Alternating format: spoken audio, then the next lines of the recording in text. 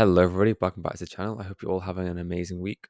Today we're going to be looking at the second ever Star Wars wave ever released, and this time it's based on the Phantom Menace. This wave was released all the way back in 1999 and coincided with the release of the film. Our first and smallest set of the wave is the Lightsaber Duel. The original retail price for this set was $5.99 and it contains 50 pieces. This scene is based on the first confrontation between Qui-Gon Jinn and Darth Maul on Tatooine. For builds, we get Darth Maul's speeder bike and then a moisture farm which doesn't actually appear in the film. Minifigures included in this set are Qui-Gon Jinn. Now this minifigure has aged really well, and even to this day they still use the same hairpiece. The printing is really great. It also comes with our first Darth Maul minifigure, and now this is my personal favourite of the wave. I think the printing on it is fantastic, especially the face print. Overall, this is a really nice set. It's basically just a cheap way of getting to the main characters from the movie, which are two really great minifigures. To get this set currently new, it's going to cost you around about $100. Our next set is the Naboo Swamp, which is based on the first encounter with Jar Jar. This set originally retailed for $9.99 and contains 82 pieces. The build is a small little Naboo area, so a swamp build, as well as our first ever STAPs, or STAPs, not sure how to pronounce them, which the droids can ride. Minifigures included are our first ever Jar Jar Binks, which comes with a new Gungan head, which to this day I still think they use the same mold.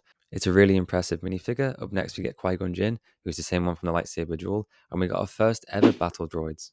All these minifigures and pieces are pretty much still used today, with the Gungan head, Qui-Gon's hair, and the battle droids being very similar to what we have now. So it seems like LEGO really knocked it out of the park with this set for their minifigures. The build itself is fairly nice. There's nothing too impressive about it, and it definitely shows its age. However, for $9.99, it's a reasonable price considering you get some of the main characters from the movie.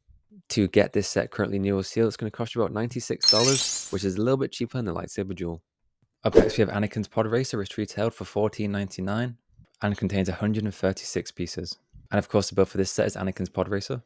For $19.99, I think they did a really good job. I love the thrusters and Anakin's seat. However, the connecting piece in the center is a bit basic. However, for the time, I think it represents the Podracer really well. For minifigures, we get our first Anakin Skywalker. Now, this was before they had short legs, so we have a cursed tall Anakin, but a really nice print. It also comes with our first Padme, which looks good. Face print is a bit creepy, but it's not too bad. And finally, we get Anakin's pit droid. To currently buy this set, it's going to cost you about $83, so far this is the cheapest one. Up next, we have the Naboo Starfighter, which retailed for $19.99 and contained 179 pieces. We get a really great Naboo Fighter build. I think this one out of all the ships has aged the best from this wave. I really love the design of this, and it holds up today. It once again comes with Anakin Skywalker. It comes with 2 battle droids and R2-D2. To buy this set in box, it's going to cost you about $120. Up next, we have the Sith Infiltrator, which retailed for $29.99 and contains 244 pieces. The builds for this set are the Sith Infiltrator, Darth Maul's speeder bike, which we saw in the lightsaber battle, and then some seeking droids, which Maul used in the film to find Qui-Gon, Anakin, and Padme. The Infiltrator looks really nice. It's a really great build. However, this is a build I definitely think has improved with over time. We recently got one released this year, and it looks a lot sleeker and a lot more accurate to the films, so LEGO has definitely improved this build. But for the time, this was a really great set. This set only comes with Darth Maul, but he's a really great minifigure. And like I said before, I love the face print. I think this is the best face print that we've ever gotten for Darth Maul. To get this set new currently, it's going to cost about $125. So I recommend maybe just buying the new one instead. Up next, we have the Gungan Sub, which retailed for $49.99 and contained 379 pieces. This set and the Maul set is kind of more representative of how Star Wars is nowadays, where the price per pot ratio isn't the best. But I think this one is slightly better because you do get more minifigures. The builds for this set are the Gungan Sub, some random rocks and underwater features, as well as a cool manta piece. I really like the way LEGO designed this ship. I think it's really accurate to the films, and it looks great, even when compared to one of the newer ones. Minifigures included are Qui-Gon Jinn, which is the same as the one seen in the other sets. We also get our first Obi-Wan Kenobi in his Padawan uniform, comes with a hood and a cloak piece, and finally we also get Jar Jar Binks. To get this set currently new, it's going to cost about $155. And finally, we have the Mos Espa Podrace, which is the biggest set of the wave. It retailed for $89.99 and contains 896 pieces.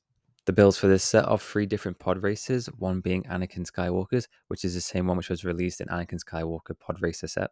We get Gasgano's Pod Racer, which I think is how you pronounce his name, but I'm not 100% sure. And we also get Sebulba's Pod Racer. Kind of similar to Anakin Skywalker's, I love the engine and thruster pieces as well as their seating area, but the connecting piece I think looks a little bit too simple. I think out of all these pod races, I think Sebulba's is the best. It looks massive and it looks really cool and accurate. Minifigures included are Anakin Skywalker, Qui-Gon Jinn, Padme, Jar Jar Binks, R2-D2. We also get a Gasganos minifigure / build, which is kind of terrifying, and we also get a Sebulba piece, which is really great. Overall, this is a great set. The price per pot ratio is pretty perfect, and you pretty much get all of the main characters from other sets, excluding Obi-Wan and Darth Maul, so the minifigure selection is great. To get this set new or in box, it's going to cost about $365, which makes it the most expensive set of this wave, both when it retailed and now buying secondhand.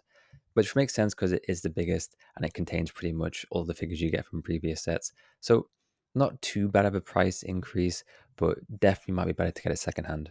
Right, that is it for the entire wave. I think my favorite sets are probably the Lightsaber Duel because it's a really cheap way of getting Darth Maul and Qui-Gon Jinn, as well as I actually really like the Naboo submarine. Maybe because I'm an Obi-Wan Kenobi fanboy, I like it more because I get my favorite Star Wars character in it. Hello there. But a really solid wave. I think some of the sets, the price per pot ratio was getting a little bit high and too representative of like current Star Wars sets. But overall, great prices, great sets, great builds. I think for minifigures, the two standouts are Darth Maul and Qui-Gon Jinn. But which is your favorite set and which is your favorite minifigure from this wave? Do you own any of these sets and are you looking to collect any of them? But that'll do it for the end of the video. I hope you all enjoyed. Please remember to leave a like, comment, and subscribe. Hope you all have an amazing week. See you.